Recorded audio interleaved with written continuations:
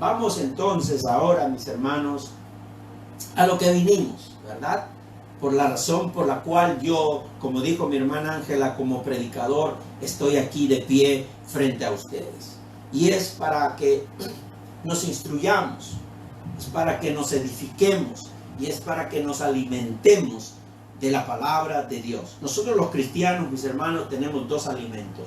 Uno, el alimento físico, que es la comida, los alimentos, ¿verdad? Necesarios, los vegetales, las frutas, los cereales y todas las legumbres y todas las cosas que son útiles para nuestro alimento físico. Pero nosotros los cristianos también nos alimentamos, también alimentamos nuestro espíritu. También tenemos un alimento espiritual que es la palabra de Dios, la Biblia. Y de eso nos vamos a alimentar en este momento.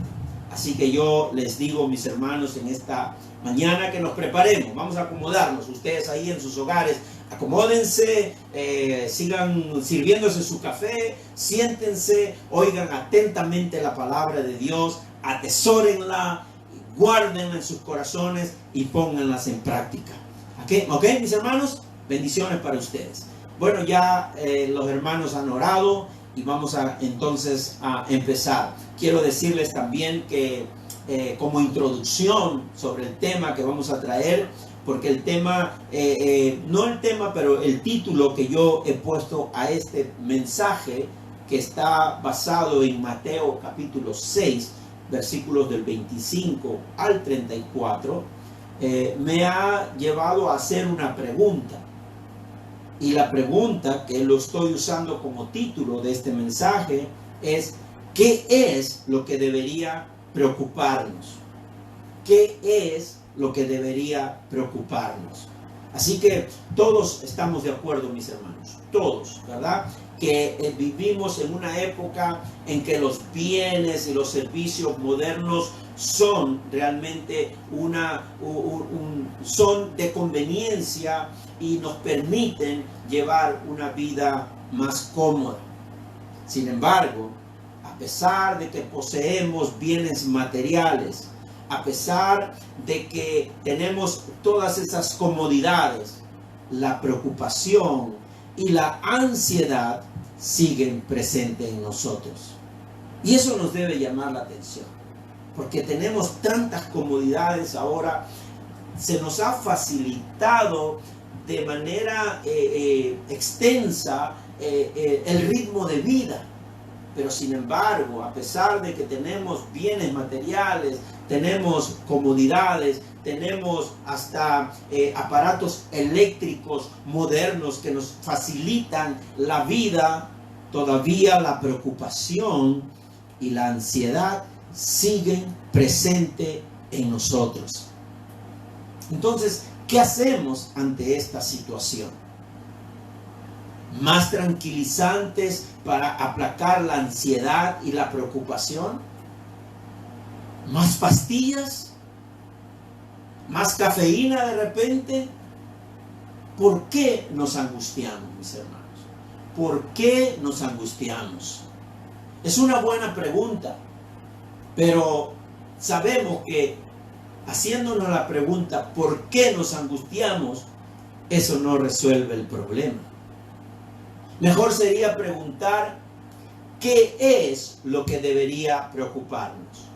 ¿Qué es lo que debería preocuparte? ¿Qué es lo que debería preocuparme?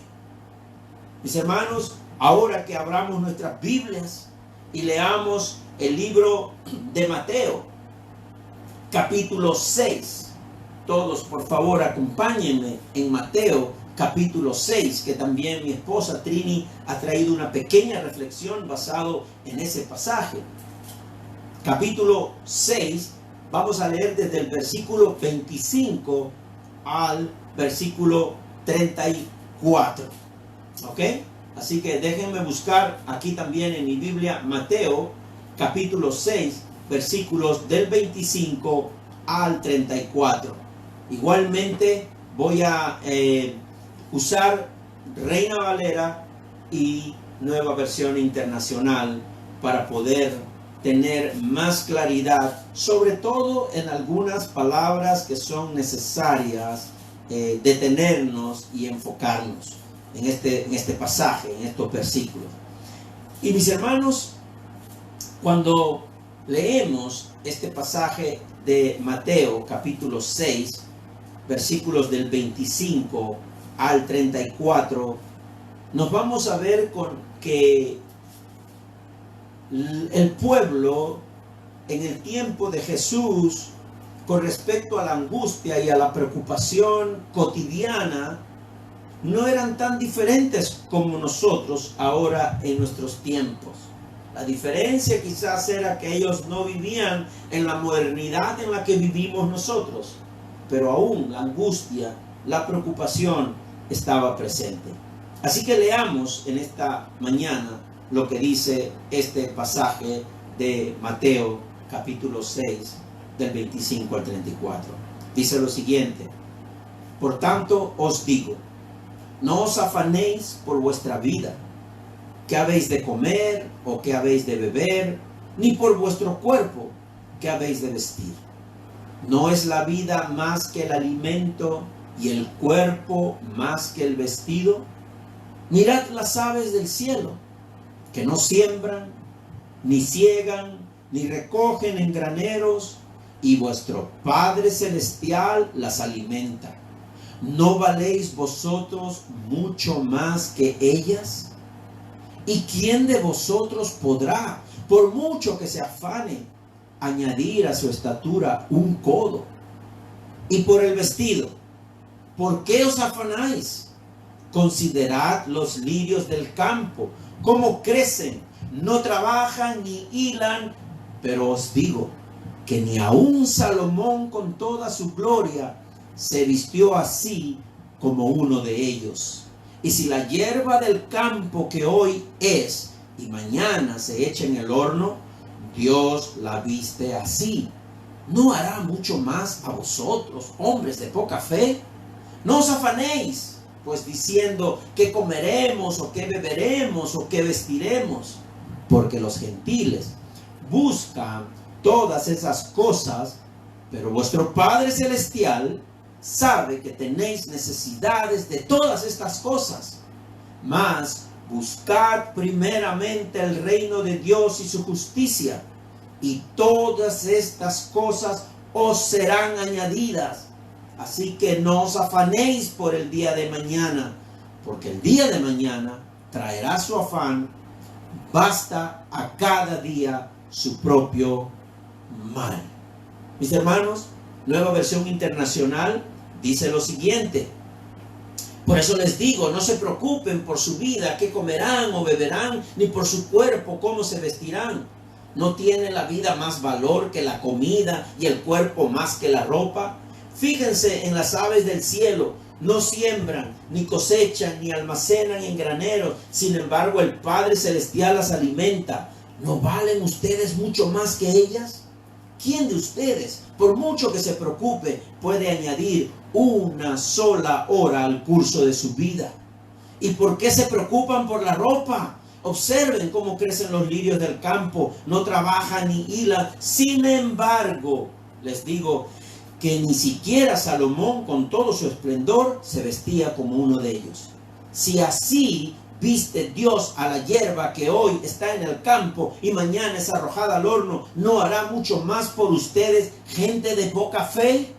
Así que no se preocupen diciendo, ¿qué comeremos? ¿O qué beberemos? ¿O con qué nos vestiremos? Porque los paganos andan tras todas estas cosas, y el Padre Celestial sabe que ustedes la necesitan. Más bien, busquen primeramente el reino de Dios y su justicia, y todas estas cosas les serán añadidas. Por lo tanto, no se angustien por el mañana, el cual tendrá sus propios afanes. Cada día tiene ya sus problemas.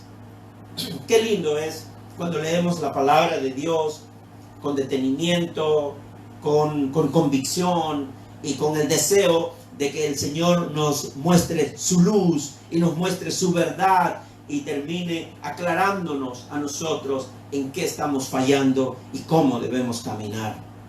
Entonces, mis hermanos, notamos cuando leemos este pasaje que el mal humano de la preocupación, ¿verdad?, por el mañana incierto, también estaba presente en los días de Jesús. Pero aquí quiero hacer una aclaración, porque Reina Valera usa la palabra no os preocupéis, no se preocupen. Y preocuparse es parte de nuestra humanidad. Y preocuparse también es parte de planificar en un tiempo, ya sea en un futuro, ya sea cercano o un futuro lejano. Pero cuando nosotros miramos, como digo, diferentes versiones, nos damos cuenta que en realidad lo que Jesús nos está diciendo no es que nosotros no debemos preocuparnos, sino que justamente en una traducción, en algunas Biblias en inglés, desde el griego hasta el inglés, traducido al inglés, la palabra dice, be no anxious for your life. Que no estemos ansiosos, angustiados por nuestras vidas. Ese es en realidad la interpretación o la traducción correcta de la palabra preocuparse. En realidad no es preocuparse, sino es angustiarse, desesperarse o estar ansiosos por el día de mañana. Entonces vemos que esa angustia, esa ansiedad, esa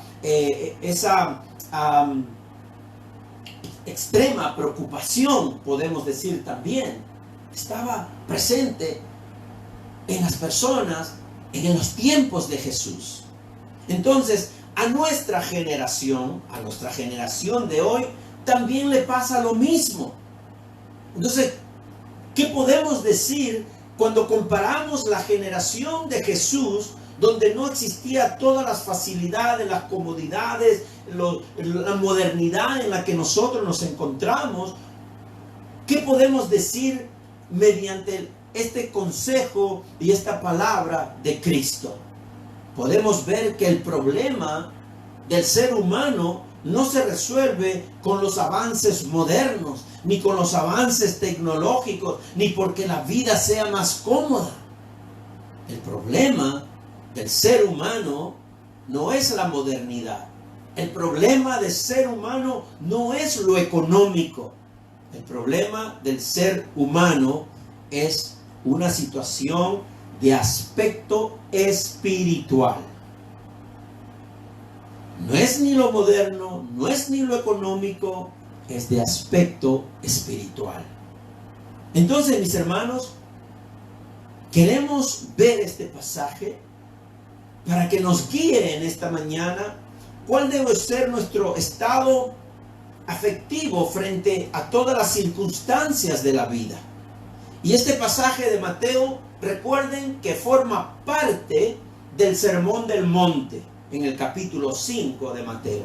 Es parte del Sermón del Monte, donde vemos ahora en el versículo 25 del capítulo 6, que la palabra dice, por tanto, y en Nueva Versión Internacional dice, por eso les digo, por tanto, por eso les digo, o sea, continúa. No es que empieza algo nuevo, sino que continúa las palabras de Cristo como ese fundamento de solución para nosotros los que vivimos por fe. Entonces, este pasaje, mis hermanos, continúa del Sermón del Monte, donde Jesús también le enseñaba a los discípulos y a todos aquellos que lo seguían que no podían servir a dos señores. No podían servir a Dios y a la misma vez servir o estar al servicio de las riquezas, de las comodidades materiales. Entonces, aquí cuando Jesús está hablando en este pasaje, no está diciendo precisamente de la preocupación que toda persona tiene por obtener lujos o comodidades, sino de lo que es primordial, de lo que es básico, de lo que es una necesidad básica de todo ser humano, y que es, por ejemplo, el comer, el beber, el vestirse, cosas de importancia cotidiana. Allí se está enfocando Jesús, en esas necesidades básicas del ser humano. Entonces, todos los días nosotros tenemos de alguna manera un nivel de preocupación por estas cosas. ¿Qué comeremos? ¿Qué beberemos? ¿Qué vestiremos? ¿Verdad? Y entonces podemos ver, mis hermanos, que en los tiempos de Jesús muchas personas vivían como jornaleros. Es por eso que Jesús va directamente a esas necesidades básicas del alimento, de la vestimenta, de lo que van a beber, leche, agua y todas esas necesidades básicas. ¿Por qué? Porque en los tiempos de Jesús, la mayoría de los hombres vivían como jornaleros. ¿Qué quiere decir eso? Quiere decir que ellos trabajaban el día a día y se les pagaba día por día.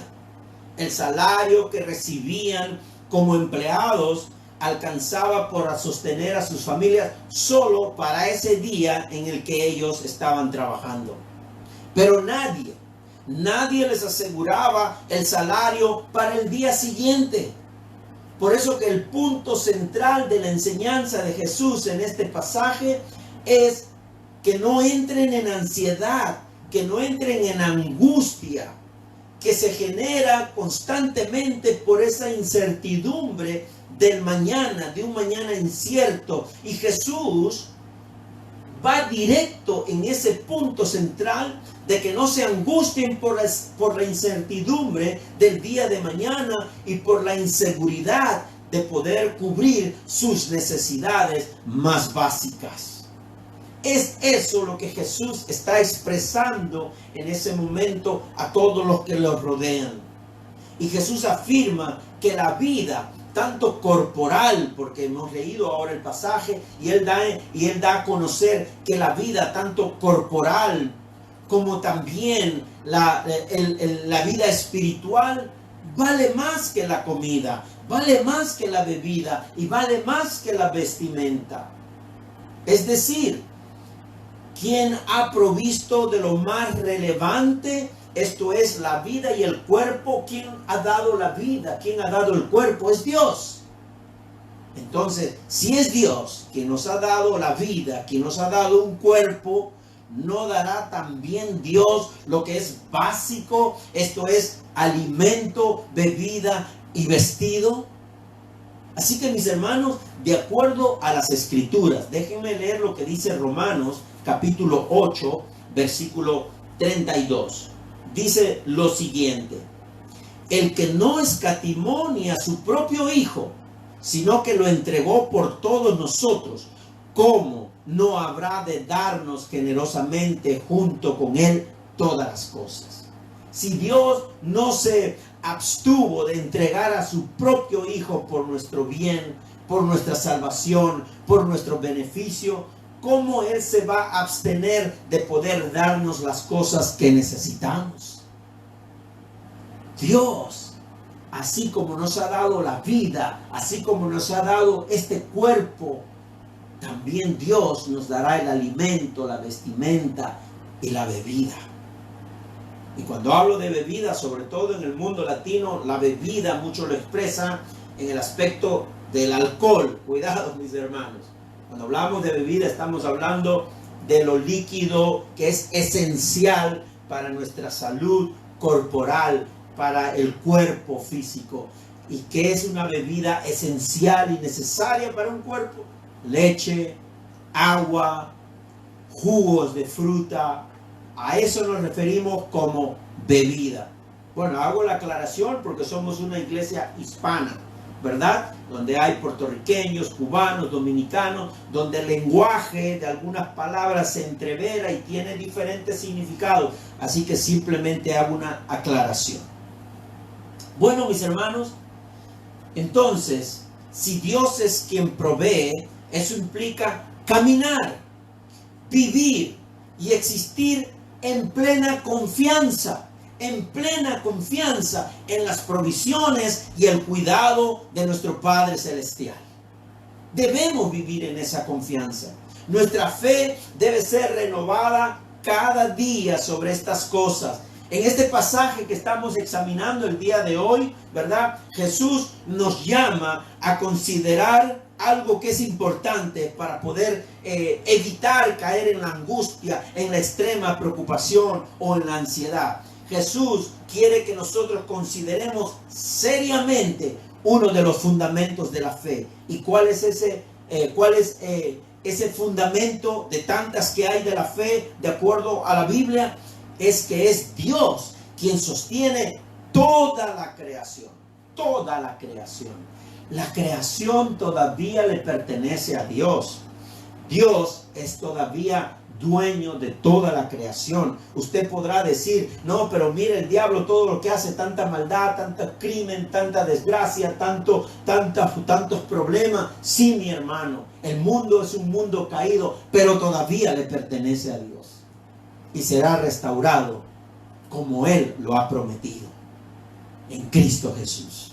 Así que, mis hermanos, cuando miramos este asunto de que entendamos que Dios sostiene todavía toda la creación, entonces lo hace porque para nosotros los creyentes debemos enfocarnos en esa verdad para no caer en angustia o en una extrema preocupación. El Señor Jesús realiza una serie de preguntas retóricas, como hemos visto, varias preguntas y varias respuestas. Él mismo se pregunta y él mismo da la respuesta. ¿Por qué lo hace así? Para llevarnos a considerar que sería una muestra de incredulidad. Recuerden, ahora hablo para los creyentes, para los cristianos. Sería una muestra de incredulidad el desconfiar del cuidado que el Señor tiene sobre sus hijos. Si usted desconfía del cuidado que Dios tiene sobre su vida, hermano, como dice, eso solo hacen los paganos, eso solo hacen los no creyentes. Así es como viven los impíos. Así que tengamos cuidado en desconfiar de las provisiones que Dios nos da. El no considerar el atributo, por ejemplo, de Dios, que Dios tiene todo en control, nos puede llenar de miedo. Claro, porque podemos decir, ¿y ahora quién tiene el control de estas cosas? Bueno, mi hermano, por más terrible que se vea la situación, Dios todavía tiene el control. El no considerar el atributo, por ejemplo, que Dios es soberano. El no considerar el atributo que Dios es el proveedor de todas las cosas. Si no consideramos los atributos, si no conocemos los atributos del Dios de la Biblia, entonces podemos entrar en esa angustia y en esa extrema preocupación y al mismo tiempo la negación del cuidado de Dios sobre su creación. Y cómo el Señor Jesús nos muestra que debemos considerar el cuidado que Dios tiene sobre su creación. Ok, veamos entonces qué dice el versículo del 26 al 30. Dice lo siguiente, déjenme leer en Nueva Versión Internacional, ok, del 26 al 30. Dice de esta manera: fíjense en las aves del cielo, no siembran, ni cosechan, ni almacenan en graneros, sin embargo el Padre Celestial las alimenta. ¿No valen ustedes mucho más que ellas? ¿Quién de ustedes, por mucho que se preocupe, puede añadir una sola hora al curso de su vida? 28. ¿Y por qué se preocupan por la ropa? Observen cómo crecen los lirios del campo. No trabajan ni hilan. Sin embargo, les digo que ni siquiera Salomón, con todo su esplendor, se vestía como uno de ellos. Si así viste Dios a la hierba que hoy está en el campo y mañana es arrojada al horno, ¿no hará mucho más por ustedes, gente de poca fe? Mis hermanos, aquí Jesús está mostrando cómo Dios sostiene la creación. Las aves, las flores del campo, la extensión de la vida, todo está bajo el control y las manos de Dios. ¿Por qué angustiarnos si ya todo está bajo la soberanía de Dios? Entonces, cuando vemos este pasaje, recordemos que la palabra preocuparse, porque se preocupa, no os preocupéis, quiere decir que no nos angustiemos, que no caigamos en una extrema preocupación, que no caigamos en ansiedad. A eso se refiere. Por eso vamos a tratar de enfatizar que preocuparse no es lo que necesariamente está diciendo en la traducción en español. Sería no entrar en ansiedad, no entrar en angustia. Amén. Así que vamos a continuar mirándolo de ese aspecto, siendo más fieles en la traducción. Así que, mis hermanos, el Señor Jesús realiza, como digo, una serie de preguntas, pero Él se enfoca en la creación de Dios. Primeramente, Jesús nos llama a considerar las aves. Todo tipo de aves que usted pueda ver a su alrededor, donde quiera que vaya. Ellas se alimentan de lo que cada día pueden encontrar. Y aquí nos topamos con una declaración maravillosa. Dice, es el Señor quien las alimenta. Es el Señor quien las alimenta. Mirad las aves del cielo, que no siembran, ni ciegan, ni recogen en granero, y vuestro Padre celestial las alimenta. Dios las alimenta. No solo eso, Jesús intencionalmente le llama vuestro Padre celestial. No dice Dios, sino dice vuestro Padre celestial. Con lo que nos está diciendo que aquel que nos ha adoptado como hijos y que nos ha llamado a la comunión con Él, es quien sustenta personalmente a estas aves, siendo ellas inclusive inferiores a nosotros. El Señor afirma que los seres humanos valemos mucho más que las aves. Y Dios nos ha revelado esa verdad. ¿Cómo? Al crear al ser humano a su imagen. Ningún otro ser viviente en esta creación lleva ese sello de la imagen y semejanza de Dios, únicamente el ser humano. Además, el amor de Dios hacia los seres humanos se demuestra en que hemos sido redimidos en Cristo y adoptados como sus hijos. Los animales no necesitan ser redimidos. Los animales no necesitan arrepentirse delante de Dios y recibir el perdón de pecados. Por eso que nosotros somos la creación preciada de Dios, porque llevamos, reflejamos, cargamos la imagen y semejanza de Dios. Decía William Hendrickson, un profesor del Nuevo Testamento del siglo actual, dice en su comentario en este pasaje, dice, ciertamente podemos hacer planes y pensar en el futuro, pero no deberíamos llenarnos de temor. Si Dios aún provee para estas criaturas bajas, se refiere a la creación, a los animales, ¿cuánto más cuidará de nosotros que fuimos creados a su imagen y semejanza? Déjenme leer de nuevo. William Hendrickson dice, ciertamente podemos hacer planes y pensar en el futuro, pero no deberíamos llenarnos de temor. Si Dios aún provee para estas criaturas bajas, cuanto más cuidará de nosotros que fuimos creados a su misma imagen.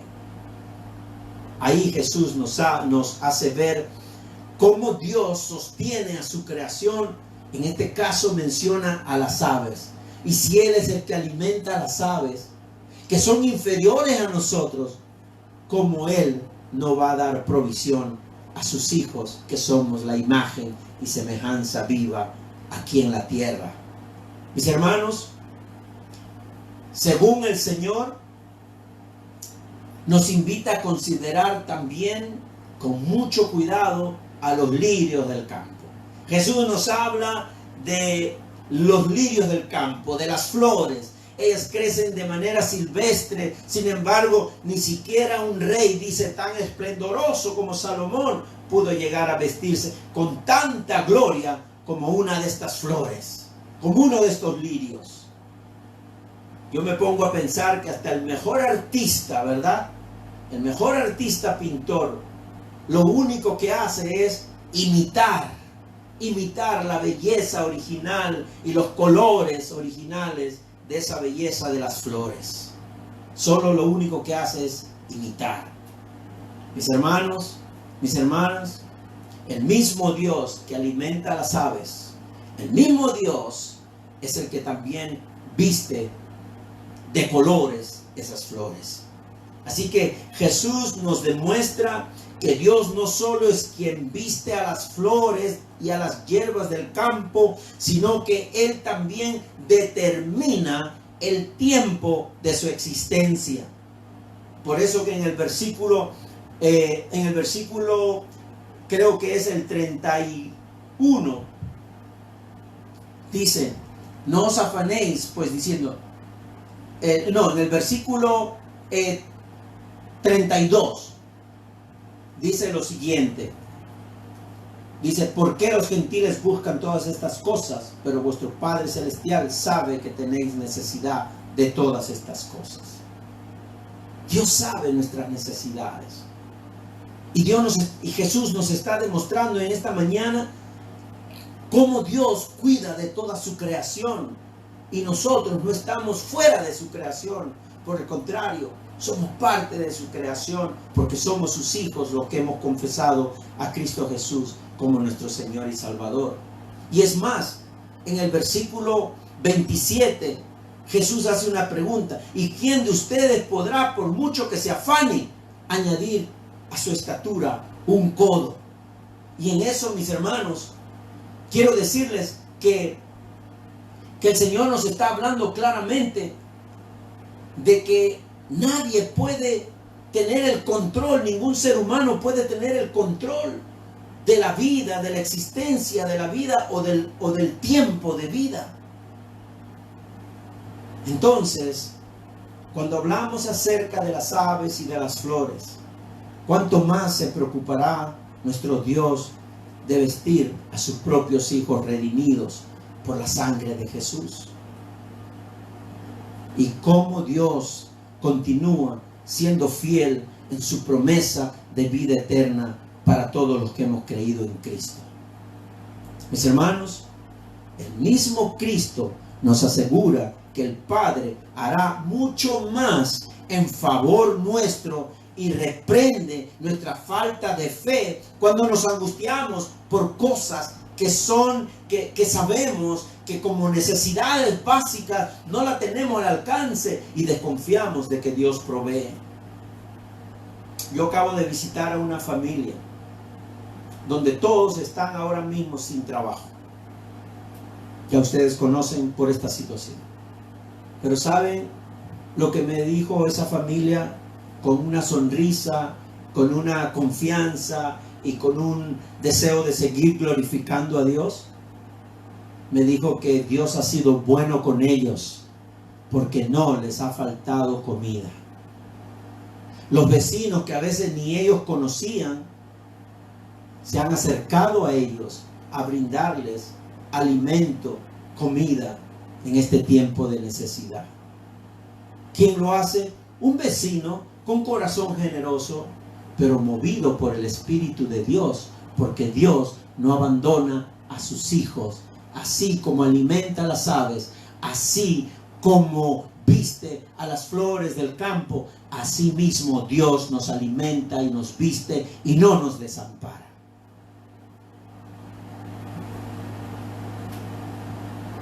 Mis hermanos,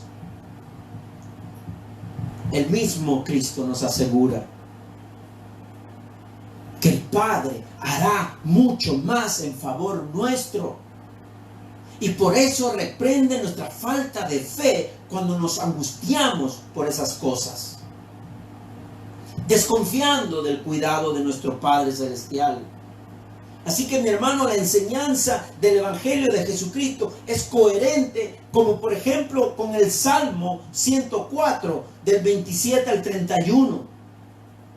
Porque así también hablaba el salmista acerca de Dios, como en este momento Cristo está hablando acerca del Padre Celestial. El salmista en el Salmo 104, versículos del 27 al 31, dice lo siguiente: todos ellos esperan de ti que a su tiempo les des su alimento. Tú les das y ellos recogen. Abres las manos y se colman de bienes. Si escondes tu rostro, se aterran. Si les quitas el aliento, mueren y vuelven al polvo. Pero si envías tu espíritu, son creados, y así renuevas la faz de la tierra. Que la gloria del Señor perdure eternamente. Que el Señor se regocije en sus obras. Así como Jesús nos presenta que es Dios quien sostiene todas las cosas, así también el salmista, muchos años antes, también nos mostraba a un Dios que provee y que no abandona a sus hijos.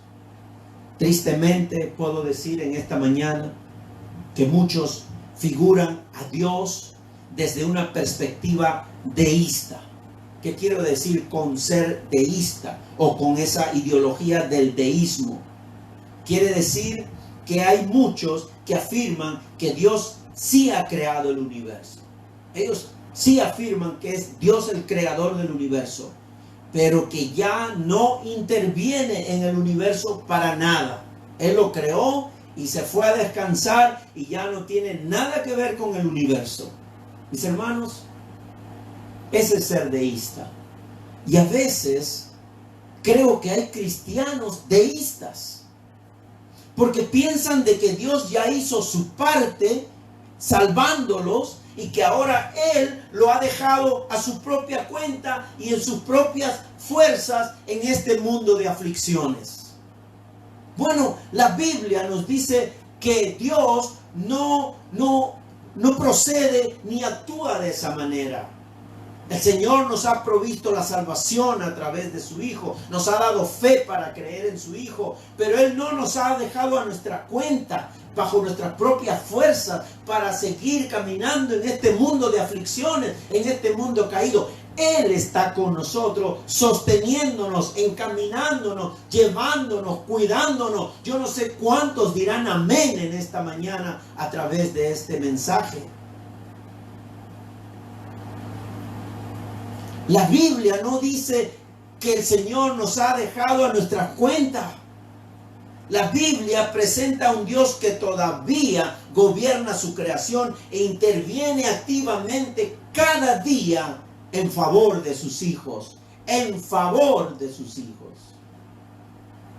Así como hemos leído ese Salmo 104. Es el Señor quien continúa sosteniendo la faz de la tierra. Es el Señor quien continúa dando vida. Es el Señor quien continúa alimentando. Es el Señor quien continúa cuidando las necesidades físicas y espirituales de sus hijos. Angustiarnos por la incertidumbre del mañana puede impedirnos en valorar el cuidado de Dios. Mis hermanos, angustiarnos es un estado afectivo inútil. Es inútil porque implica angustiarnos por lo que está fuera de nuestro control. Como leemos en el versículo 27, dice: ¿y quién de vosotros podrá, por mucho que se afane, añadir a su estatura un codo? Eso es algo que está fuera de nuestro alcance, fuera de nuestro manejo. Y la traducción más aplicable de este pasaje es que nadie puede añadir un día a su vida. Eso es esencialmente a lo que se refiere Jesús. Porque de repente usted dirá: bueno, pastor, sí, usted puede añadir 1 centímetro a su estatura. Vamos a tomar vitaminas, vamos a inyectarnos algunos de repente, no sé, algunos genes para que podamos crecer más. Podría ser posible con todas las barbaridades que están sucediendo ahora con la biotecnología. Pero Jesús no está hablando de crecer en estatura, de tamaño. Jesús está hablando en este pasaje específicamente, nos está diciendo que nadie puede adherirle un día a la vida. La vida ya está determinada por Dios, porque Dios es el que todavía gobierna. Mis hermanos, añadirle un día a la vida, a veces en son de broma, ¿verdad? Porque mi esposa pasa siempre ocupada, ¿verdad? Cuidando del orden, de la limpieza de la casa, y no le alcanza el tiempo. Yo quisiera que para ella el día sean 26 horas. porque 24 no le alcanza. Pero otros queremos que el día de repente sea menos para ya de una vez descansar por todas las tareas y las cosas que hay. Pero en fin, nadie puede añadir un día más a su vida por mucho que se angustie. Porque cada día de nuestra vida está contado y depende de la voluntad del Señor. Por tanto, aunque nos afanemos, nuestra existencia en la tierra está determinada y no pasará el límite que Dios le ha puesto. Decía J.C. Ryle, decía que es un pastor inglés del siglo XIX, decía esto, óiganlo bien: nuestra vida está completamente en las manos de Dios. Ni todo el afán del mundo hará que continuemos en la tierra un minuto más de lo que Dios ha señalado. Voy a volver a leer. Nuestra vida está completamente en las manos de Dios. Ni todo el afán del mundo hará que continuemos en la tierra un minuto más de lo que Dios ha señalado. Resulta inútil, mis hermanos, que nos angustiemos por aquellas cosas que están en la sola, en la única voluntad de Dios. Y ahora quiero decirles, mis hermanos, que así como Jesús nos menciona en su preciosa palabra, Él nos dice claramente que son los gentiles los que buscan todas estas cosas con angustia, con desesperación, con ansiedad. Eso es lo que pasa con las personas que no tienen un encuentro personal con Cristo. Porque al leer el versículo 31-32 dice: no os afanéis pues diciendo qué comeremos o qué beberemos o qué vestiremos, porque los gentiles buscan todas estas cosas. Cuando nos afanamos en las cosas de este mundo temporal, estamos demostrando que no confiamos en el gobierno de Dios, en ese gobierno que Dios ejerce sobre sus hijos. ¿Y qué refleja eso? Incredulidad. Y la incredulidad nuestra, sobre todo, ofende el carácter de nuestro Dios. El Señor Jesús afirma en este pasaje que no debemos angustiarnos pensando en cómo vamos a satisfacer nuestras necesidades. Oigamos la definición de la palabra angustiarse. ¿Qué significa estar angustiado, ansioso, extremadamente preocupado? Se trata de un estado afectivo que implica un estado de intranquilidad o inquietud, acompañado por cambios en el organismo como temblores, sofocamiento, sensación de opresión en la región torácica o abdominal. Todos esos efectos ocurren cuando uno está angustiado, cuando uno está ansioso por la incertidumbre del día de mañana. Así que preocuparnos es un nivel normal. Debemos preocuparnos de muchas cosas. Pero cuando hablamos nosotros de preocuparnos al extremo o angustiarnos, ya allí es un nivel de incredulidad sobre las promesas de Dios. Jesús nos dice que no debemos angustiarnos y además agrega un elemento nuevo. Los gentiles son los que se angustian por estas cosas. Los impíos son los que se angustian por estas cosas. Los no creyentes son los que se angustian por esas cosas. Hasta los ateos se angustian por esas cosas. En otras palabras, ese estado de angustia por la incertidumbre del mañana nos iguala a la condición de incrédulos. Aquellos que no están en el pacto de Dios, esos son incrédulos. Los que no están en el pacto de Dios, ellos no pueden llamarle a Dios Padre, ni el Padre los llama a ellos hijos, porque no están en esa comunión con Dios, porque no han confesado a Cristo como su Señor y Salvador. ¿Cuál es la condición de los incrédulos? Son los que viven afanándose por su inseguridad de cómo van a ser sostenidos. Claro, porque no tienen a Dios, entonces no tienen una esperanza segura de cómo van a ser sostenidos en el mañana incierto. Ellos no tienen al Padre Celestial en quien confiar sus vidas y su cuidado. Y están en completa ignorancia espiritual sobre las realidades espirituales y la verdadera vida que se encuentra solo por medio de Jesucristo. Mis hermanos, todo lo que tienen para aferrarse los incrédulos son las cosas materiales. Todo lo que tienen los incrédulos para aferrarse en esperanza, en convicción, son las cosas materiales. Y lo que dirige sus vidas son sus deseos y sus pasiones terrenales. En eso se caracterizan los incrédulos. Pero a los hijos de Dios, Cristo nos asegura que es el Padre quien ve y suple nuestras necesidades. Leamos lo que dice el libro de Mateo, capítulo 7. Vamos a ver un poquito más adelante porque estamos reflexionando en Mateo 6. Pero si vamos a Mateo 7, versículos del 9 al 11, ¿qué nos dice la preciosa palabra del Señor? Mateo 7, del 9 al 11. Dice lo siguiente: al oírlo, Jesús se asombró de él y volviéndose a la multitud que lo seguía, comentó: les digo que ni siquiera en Israel he encontrado una fe tan grande. Al regresar a casa, estoy leyendo el libro de Lucas. Dije que era Mateo capítulo 7, versículos del 9 al 11. Dice: ¿quién de ustedes, si su hijo le pide pan, le da una piedra? O si le pide un pescado, le da una serpiente. Pues si ustedes, aún siendo malos, saben dar cosas buenas a sus hijos, cuanto más su Padre que está en el cielo dará cosas buenas a los que le pidan.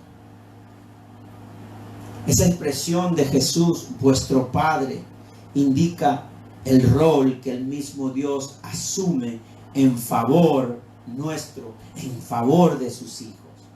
Por otro lado, cuando dudamos, mire mi hermano, esto es muy importante, porque si usted y yo dudamos de la provisión y el cuidado de Dios nuestro Padre, estamos comparando a Dios como si fuera el peor de los padres incrédulos, el peor de los padres, el padre más malo, como aquí Jesús dice, ¿verdad? Jesús dice: pues si ustedes, aún siendo malos, saben dar cosas buenas a sus hijos, cuanto más su Padre que está en el cielo. Entonces, si nosotros desconfiamos de la provisión de Dios y nosotros entramos en esa falta de fe, en esa desconfianza de que Dios va a proveer, entonces nosotros estamos poniendo a Dios como si fuera un padre impío. Esto implica que aún los incrédulos se preocupan de proveer para su casa y de que sus hijos estén alimentados y vestidos. Cuanto más el Padre Celestial, dice Jesús, se preocupará de satisfacer las necesidades de aquellos a quienes Él ha tomado por hijo. Por eso, mi hermano, mi hermana, en esta mañana, demuestre con acciones de confianza, de fe, frente a nuestro Padre Celestial. Demuestre que usted posee la luz. Demuestre que usted posee el conocimiento. Demuestre que usted vive por fe. Cuando los cristianos son tentados por los afanes de la vida, no deben angustiarse como si no tuvieran a Dios ni a Cristo. La Biblia nos demuestra, mis hermanos, en este pasaje, que los incrédulos ven el mañana de dos formas. La mayoría de los no creyentes ven el mañana de dos formas. O lo ven de esta manera. Número uno, se jactan de lo que harán mañana cuando ni siquiera saben si mañana estarán vivos. Así ven los no creyentes, así miran el mañana los que son impíos, los incrédulos, los que no tienen su fe en Cristo Jesús? Número uno, se jactan de lo que harán mañana cuando ni siquiera saben que mañana estarán vivos. Y número dos, se angustian por alcanzar sus propias codicias. Ambas actitudes, el jactarse del mañana cuando no sabemos si vamos a estar vivos, o desesperarnos y angustiarnos por alcanzar nuestras propias codicias, ambas actitudes es vivir la vida sin tener en cuenta que el Señor lo sostiene todo, sin estar sometidos a su señorío, ni dependiendo de su poder. Desde luego, mis hermanos, y creo que mi esposa también hizo la aclaración, desde luego esto no significa el no preocuparse, no significa que los cristianos no debamos planificar en el futuro cercano o lejano. Cuidado con pensar eso, de que el Señor con este pasaje está creando, como dice, una tira de vagos. No, interprete bien la palabra, porque la palabra no se contradice. Porque si nosotros vamos al libro de Primera de Timoteo, ¿verdad? Primera de Timoteo, capítulo 5, versículo 8, dice lo siguiente: el que no provee para los suyos, y sobre todo para los de su propia casa, ha negado la fe y es peor que un incrédulo. ¿Se dan cuenta? La Biblia no se contradice. Cuando Jesús dice que no nos angustiemos, no nos desesperemos por las cosas que necesitamos, porque es Dios quien las da, no está diciendo que no debemos hacer nada, que no debemos planificar o que no debemos esforzarnos por traer el sustento a nuestros hogares. Lo que está diciendo es que no debemos desesperarnos, no debemos angustiarnos, porque solo los impíos hacen esas cosas. Mis hermanos, como dice la alabanza, ¿verdad? Un día a la vez. ¿Qué dice esa alabanza? Un día a la vez. Necesitado me encuentro, Señor. Ayúdame hoy. Yo quiero saber lo que debo hacer. Muestra el camino que debo seguir. Señor, por mi bien, yo quiero vivir un día a la vez. Y el coro dice: un día a la vez, mi Cristo, es lo que pido de ti. Dame la fuerza para vivir un día a la vez. Ayer ya pasó, Dios mío. Mañana quizás no vendrá. Dame la fuerza para vivir un día a la vez. Hermosa alabanza. Y muy bíblica, por cierto. Porque es el Señor quien nos puede dar las fuerzas para vivir un día a la vez. Porque mañana no sabemos. Así que, mis hermanos, seguimos mirando y observando lo que el Señor nos presenta aquí en este pasaje. Entonces, si desconfiamos de Dios, si realmente dudamos de la provisión de Dios, ¿verdad? Somos como incrédulos. Pero la Biblia nos demuestra que es Dios quien sostiene la creación y que es Dios quien nos puede también a nosotros sostener cada día, todos los días de nuestras vidas. Mi hermano, mi hermana, las fuerzas que necesitamos cada día nos las da Dios. Porque las fuerzas que Dios te da hoy son para hoy y no para que te afanes por el día de mañana. Él mañana te dará nuevas fuerzas. Dice J.C. Ryle, que estoy usando quotes de J.C. Ryle esta mañana, dice lo siguiente: en verdad no sabemos con certeza lo que ocurrirá mañana. Solo podemos estar seguros de esto: si el mañana trae una cruz a nuestras vidas, aquel que le envía también enviará la gracia para que podamos cargarla. Si el mañana trae una cruz a nuestras vidas, aquel que le envía también enviará la gracia para que podamos cargarla. Amén. ¿De qué tenemos miedo? ¿Quién es tu Dios? ¿El de tu imaginación o el de la Biblia? Como padre, yo me sentiría, mis hermanos, como padre, ¿verdad? Como padre terrenal de mis hijos, en este caso de mi hija. Me sentiría mal si mi hija dudara de mis intenciones de cuidarla y de hacerle el bien. Y en el caso, por ejemplo, como hijo, no honraría a mi padre si pongo en duda el amor de mi padre hacia mí. Bueno, si nos angustiamos por el mañana, estamos diciéndole a Dios que dudamos de su cuidado y de su amor. Terminamos dudando de su amor, terminamos dudando de su cuidado y terminamos dudando de su fidelidad. Por eso, mis hermanos, el Señor es sabio y nos dice que el día de mañana traerá su propio afán y su propio mal o su propio problema, dice otra traducción. Quien se preocupe por el día de mañana que no conoce, óigalo bien, quien se preocupe, vamos a continuar siendo fieles a la traducción, quien se angustie, quien se llene de ansiedad por el día de mañana que todavía no lo conoce, se afanará el doble o el triple. ¿Y sabe qué? No va a resolver absolutamente nada. Decía Charles Spurgeon, nuestra ansiedad no nos quita las aflicciones del mañana. Nuestra ansiedad no nos quita las aflicciones del mañana, solo nos quita las fuerzas de hoy. Nuestra ansiedad no nos quita las aflicciones del mañana, solo nos quita las fuerzas de hoy.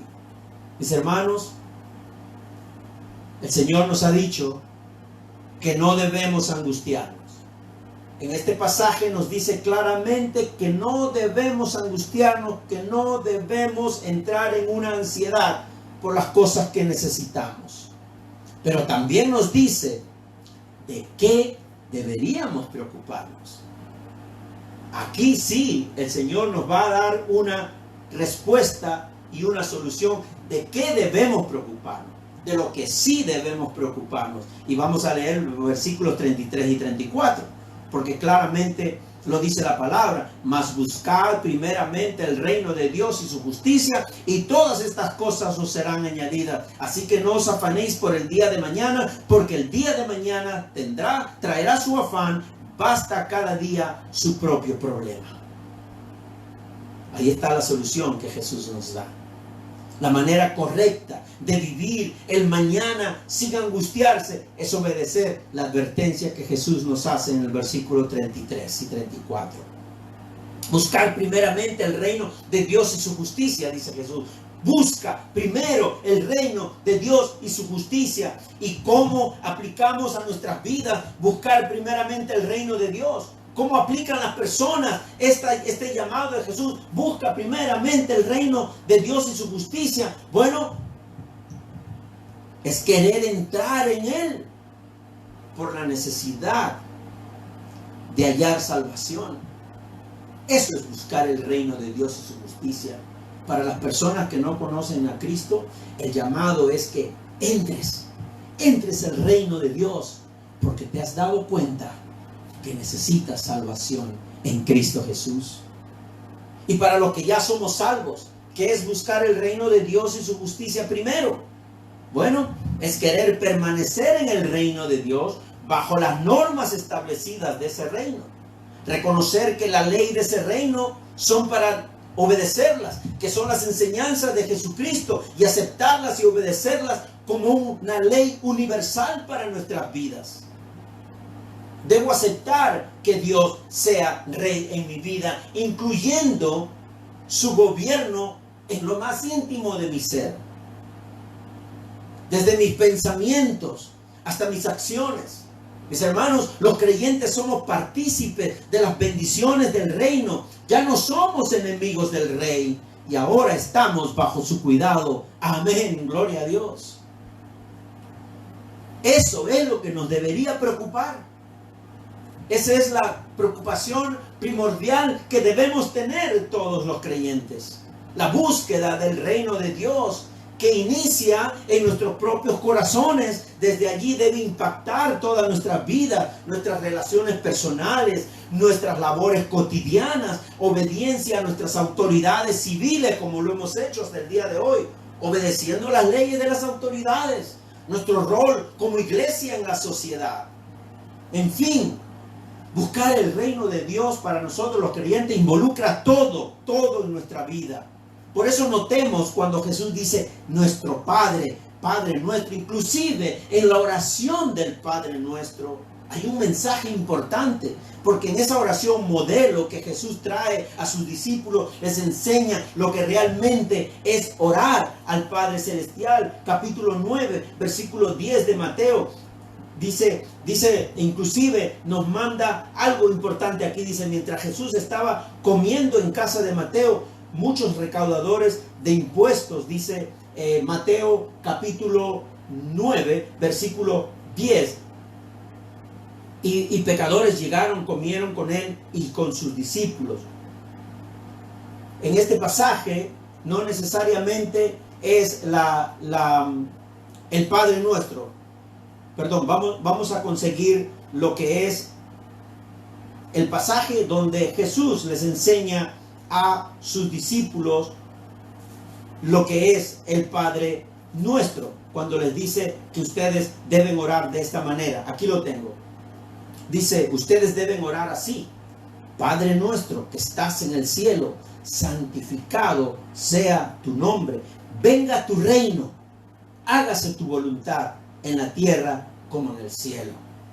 Entonces vemos, mis hermanos, que la petición en nuestra oración es la venida del reino de Dios. Implica necesariamente que su voluntad sea hecha en la tierra, tanto como es obedecida en el cielo.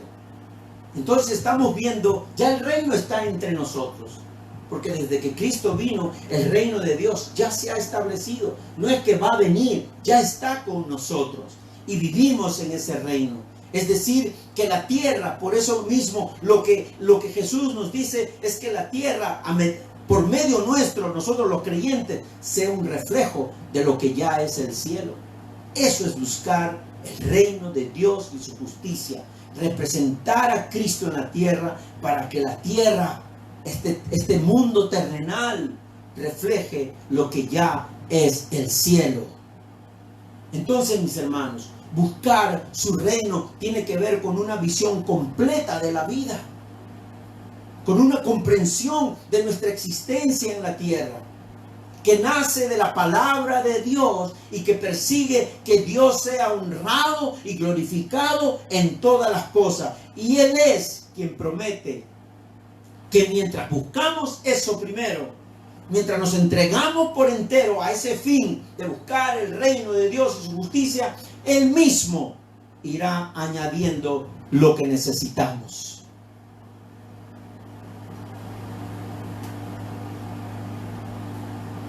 Mis hermanos, fijémonos lo que Jesús nos dice en este pasaje del capítulo 6, del versículo del 25 al 34. Cuando dice la palabra, todo vendrá por añadidura. Todo vendrá por añadidura.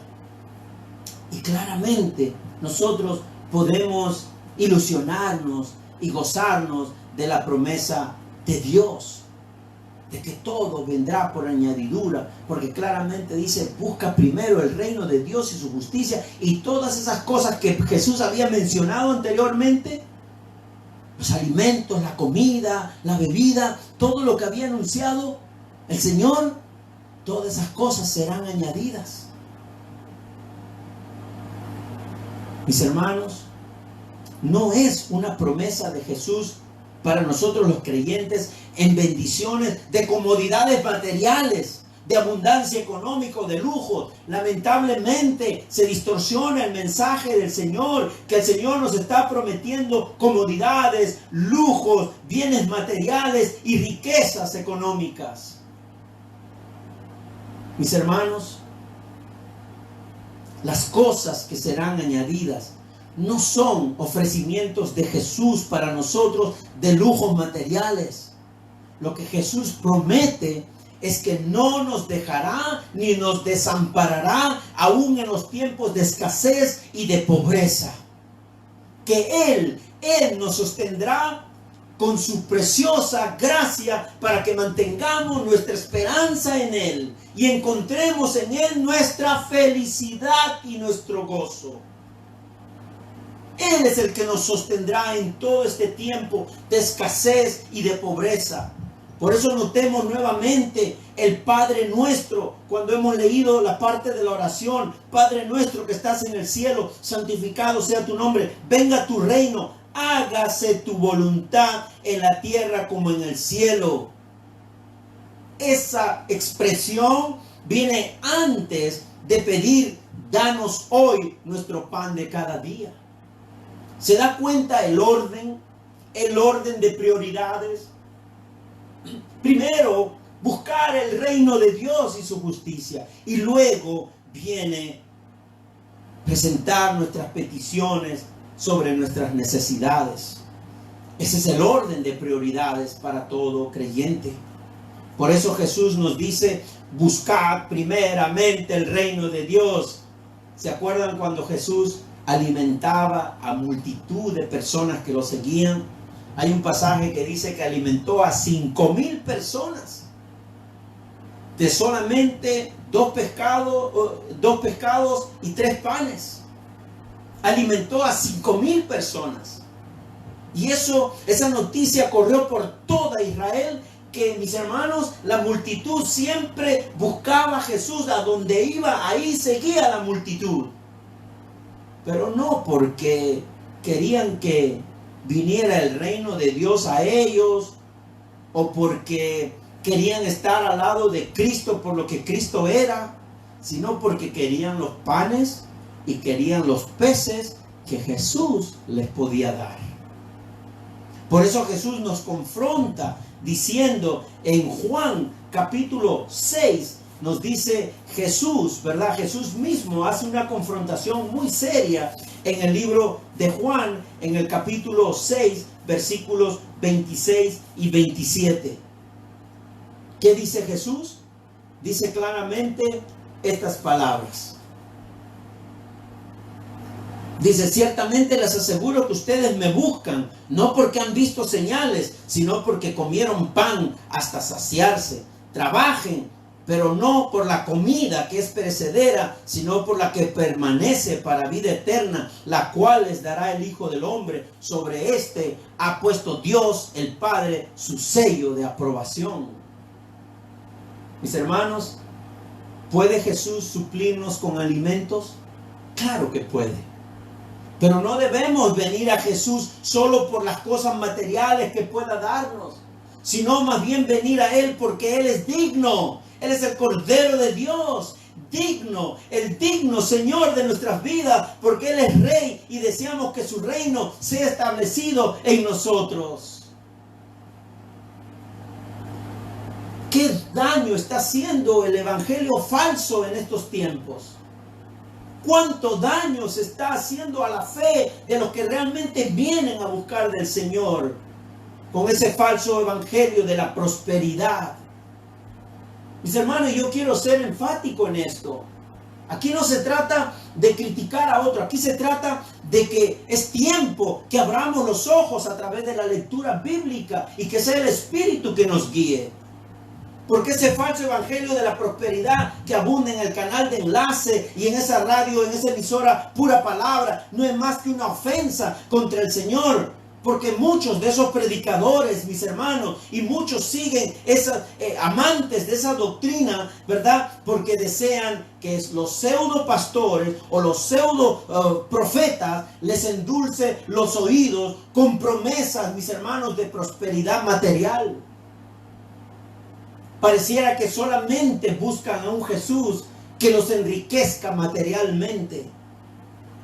Por eso el evangelio de la prosperidad manipula, mis hermanos, y demanda a Dios. Se atreven a demandarle a Dios, a exigirle a Dios de su imaginación, por supuesto, porque ese no es el Dios de la Biblia. Exigen al Dios de su imaginación que les conceda sus deseos de codicia material con prácticas que demandan, que declaran, que decretan. No buscan al Señor por lo que Él es, sino por lo que Él les puede dar.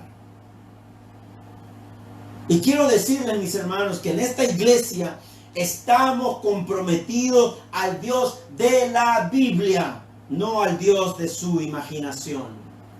En esta iglesia estamos empeñados en predicar el evangelio de Jesucristo, no el evangelio de la prosperidad. Así que quiero concluir con esto, mis hermanos. Y aquí voy a llamar a los hermanos del coro también para que me acompañen. Cuidado, mis hermanos.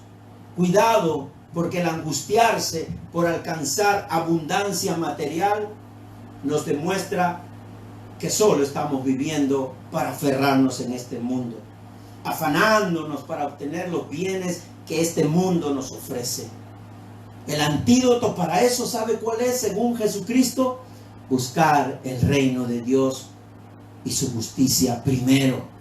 Y de acuerdo a nuestro Señor Jesús, esa es la única perspectiva correcta para esperar el mañana incierto. Sin caer, mis hermanos, en jactarnos del futuro, porque no sabemos si estaremos vivos, ni tampoco angustiarnos de lo que ocurrirá. Es buscando el reino de Dios que entendemos nuestro lugar en la creación y ante todo nuestra posición delante del Señor. Gracias, mis hermanos. Vengan por aquí, pasen, acompáñenme. Raulito, ayúdame también poniendo la alabanza que los hermanos van a cantar dentro de unos segundos. Porque ya estoy terminando y quiero decirles, mis hermanos, que no debemos olvidar y que debemos permanecer siempre activos en nuestro pensamiento, sabiendo que llegará el día cuando toda la creación se rinda a los pies de nuestro Señor. Que toda lengua, dice la palabra, confesará que Él es el Señor y toda rodilla se doblará ante Él. Por eso Jesús nos pide en esta mañana que busquemos el reino de Dios y su justicia, porque significa desear que ese momento llegue, que Cristo vuelva. Y esa es la esperanza que podremos nosotros experimentar. La paz, la quietud, la confianza, la seguridad y el gozo en nuestros corazones y una esperanza verdadera. No en lo material, no angustiarnos en alcanzar todos los bienes materiales que nos ofrece esta vida, sino alcanzar lo que es eterno.